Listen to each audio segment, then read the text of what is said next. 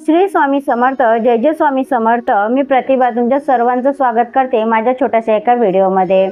आपल्या घरातील कटकटी, भांडणं, रोगराई, आजार दूर होण्यासाठी, कर्ज असेल तर कर्ज फिटण्यासाठी तुम्हाला एक छोटासा उपाय करायचा आहे.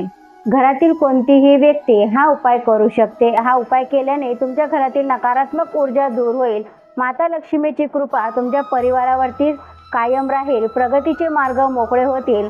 काही समस्या असतील जीवनामध्ये त्या हळूहळू दूर होण्यास सुरुवात होईल. तर तुम्हाला छोटासा उपाय करायचा आहे. तुम्हाला उजव्या हातामध्ये तांदूळ घ्यायचे आहेत आणि ते तांदूळ सूर्यदेवाला दाखवायचे आहेत. नंतर हाताची मुठ्ठी बंद करून ओम सूर्यदेवाय नमः या मंत्राचा तुम्हाला जप करायचा आहे. हा जप तुम्हाला 11 वेळा करायचा आहे. जप झाल्यानंतर एका लोट्यामध्ये पाणी घ्या आणि त्याच्यामध्ये ते तांदूळ टाका. तांदूळ टाकल्यानंतर ते संपूर्ण पाणी घरामध्ये शिपडा. घराच्या प्रत्येक कोपऱ्यामध्ये ते पाणी शिपडा. असं केल्याने घरातील नकारात्मक ऊर्जा दूर होते.